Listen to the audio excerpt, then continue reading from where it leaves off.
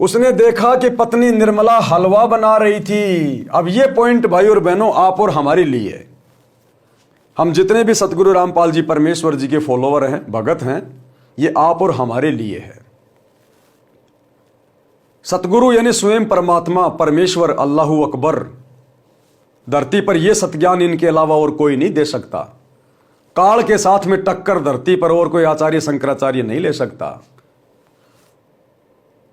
इसलिए सतगुरु स्वयं परमात्मा होता है।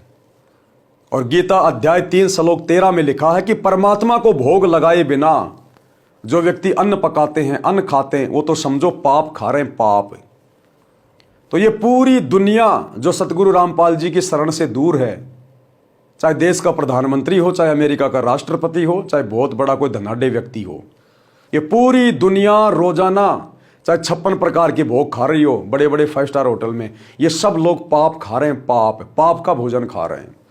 क्योंकि इनको पता नहीं है कि परमात्मा कौन है, कैसे भोग लगाया जाता है, और कैसे परमात्मा को भोग लगने के बाद वो भोजन पाप नाशक बन जाता है। तो पूरी दुनिया तो वैसे पाप खा रही है जो सतगुरु रामपाल जी की शरण में नहीं है। अब जितने भगत भाई बहन सतगुरु रामपाल जी की शरण में हैं, उनमें से केवल चंद भाई बहन हैं जो अपने गुरु को परमात्मा मानते हैं, परमेश्वर मानते हैं, अपना इष्ट मानते हैं। वो है सात संगति से जुड़े हुए सत्सेवक भाई बहन।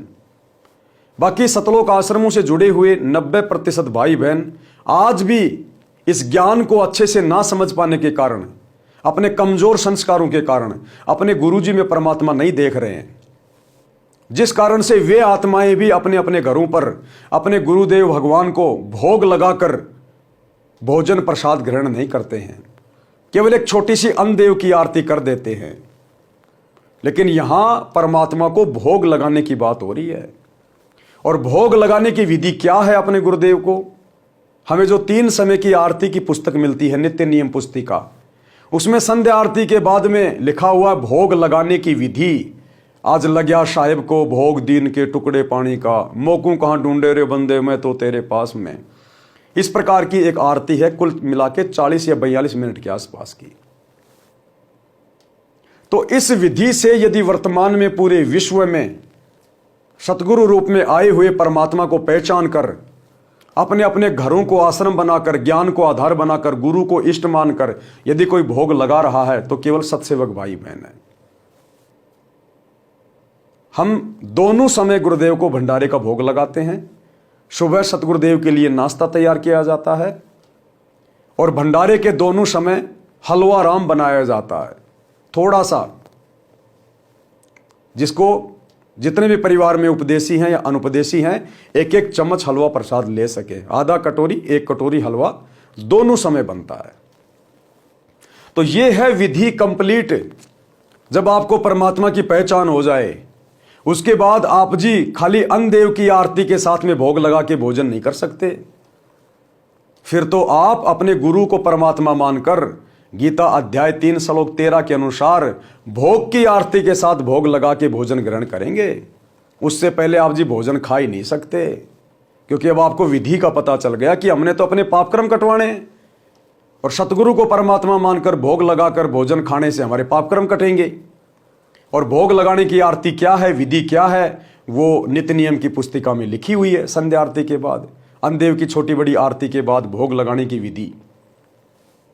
तो सभी सत्सेवक भाई बहन जो सात संगति से जुड़े हैं, वे प्रतिदिन अपने गुरुदेव भगवान को भोग लगाते हैं। सप्ताह में 1 बार तो बड़ी भोग की आरती के साथ, और बाकी दिन छोटी भोग की आरती के साथ। छोटी भोग की आरती क्या है? सभी सत्सेवक भाई बहनों के घरों में परमात्मा का बेड लगा हुआ है, गुरुदेव का आसन लगा हुआ है, गुरुदेव की चौकी लगाई जाती है।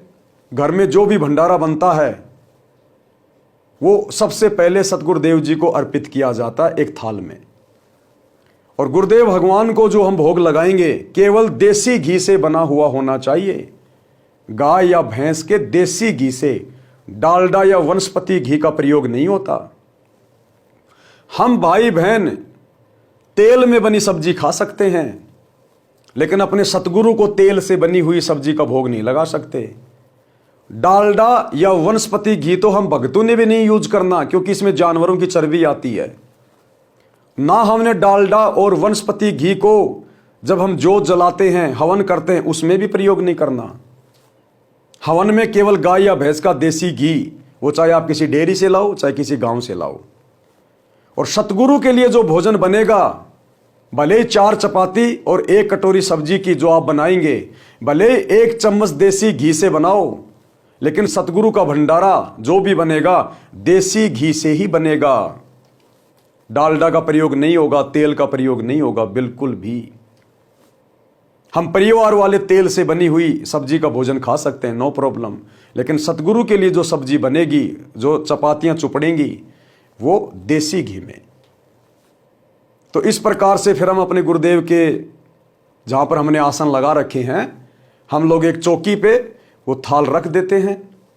सबसे पहले मंगलाचरण करते हैं, फिर गुरुदेव भगवान से भोजन करने की प्रार्थना करते हैं कि हे परमपिता परमात्मा, सारी सृष्टि के रचनहार, कुल मालिक, कबीर परमेश्वर सतगुरु रामपाल जी भगवान, आप जी का भोग प्रसाद तैयार है, आप अपनी पवित्र रसना से इसे पवित्र करने की कृपया करें।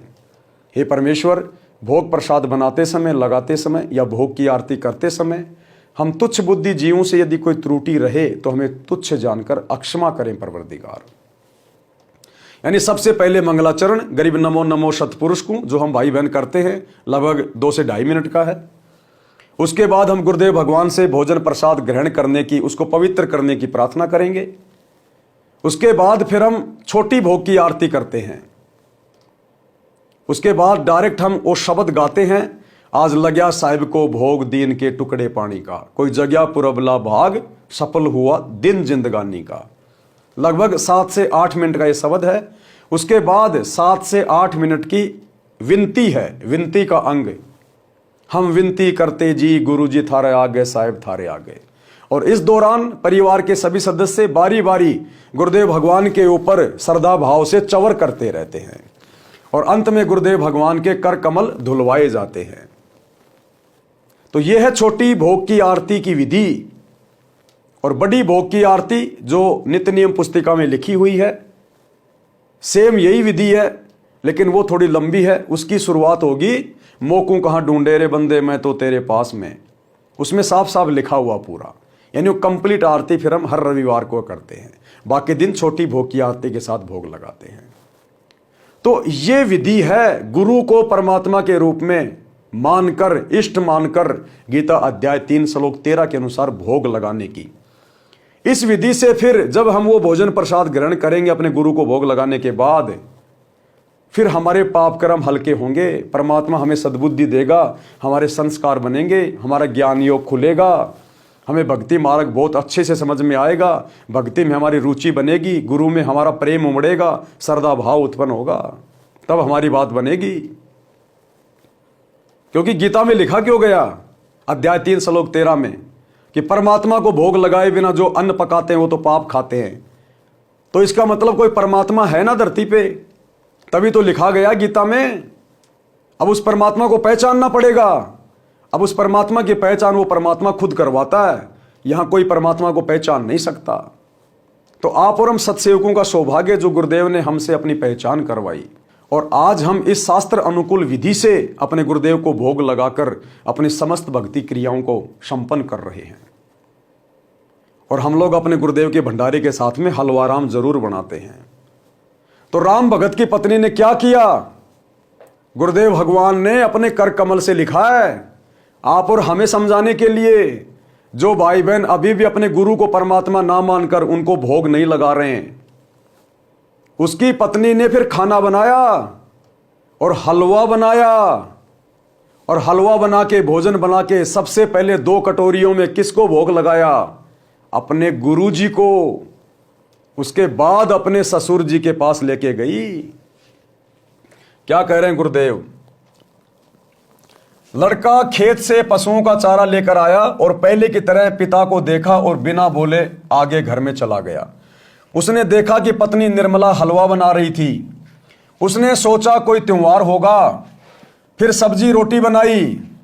क्या बनाया उस बहन ने, हलवा बनाया और सब्जी रोटी बनाई, और सबसे पहले गुरु भगवान को 2 कटोरियों में भोग लगाया। क्या लिख रहे हैं गुरुदेव भगवान, आप और हम भक्तों की आंखें खोल रहे हैं कि सबसे पहले गुरु भगवान को, यानी गुरु ही भगवान होता है, गुरु ही भगवान होता है। यदि गुरु के अलावा सतगुरु से उपदेश लेकर आप किसी अन्य में भगवान देख रहे हैं, जैसे हमारे ज्यादातर भगत भाई बहन जो आश्रमों से जुड़े हैं, वो आज भी एक दाढ़ी मूछ वाली कबीर जी के समझे जाने वाली फोटो को भगवान मान रहे हैं। तो गुरुदेव ने यहां पर गुरु के आगे भगवान शब्द लिखकर ये क्लियर कर दिया कि आप बहुत बड़ी गलतफहमी में जी रहे हो। अभी तक आपने ज्ञान को आधार नहीं बनाया है। जिस प्रकार सत्सेवक ज्ञान को आधार बनाकर, गुरु को भगवान मानकर, घर को आश्रम बनाकर, अपने गुरु को भोग लगाकर अपनी भक्ति पूरी कर रहे हैं। अन्यथा भाइयों और बहनों, वो बेचारी पहली बार सत्संग में गई, 3 दिन उसने सत्संग सुना, 3 दिन में उसको कहां से ये बातें समझ में आ जाएंगी कि गुरु ही भगवान होता है और गुरु को हलवे राम का भोग लगाया जाता है सबसे पहले भंडारे का। ये बातें गुरुदेव भगवान आप और हमारी आंखें खोलने के लिए इस पुस्तक में मेंशन कर रहे हैं। गुरु स्वयं नहीं कहेगा कि मैं भगवान हूं, मैं परमात्मा हूं, मुझे भोग लगाओ, हलवा बनाओ। ये विधि शास्त्रों में लिखी हुई गुरुदेव ने बता दी, अध्याय 3 श्लोक 13 गीता जी का। और यहां गुरुदेव हमें फिर से प्रेरित कर रहे हैं कि बच्चों अभी भी आंखें खोल लो, अपने गुरु को पहचानो, अपने जैसा सामान्य व्यक्ति या सामान्य संत मान के व्यवहार मत करो। तो क्या किया उस बहन ने? सर्वप्रथम गुरु भगवान को 2 कटोरियों में भोग लगाया, अपने गुरु जी को परमात्मा मानकर, भगवान मानकर। गुरु भगवान यानी गुरु ही परमात्मा होता है। सर्वप्रथम गुरु भगवान को 2 कटोरियों में भोग लगाया तथा फिर एक थाल में रोटी, कटोरियों में हलवा तथा सब्जी डालकर अपने ससुर जी के पास लेकर गई। भाई जो गुरु बचन पे डट गे, कट गे फंद 84 के, कट गे फंद 84 के, कट गे फंद 84 के।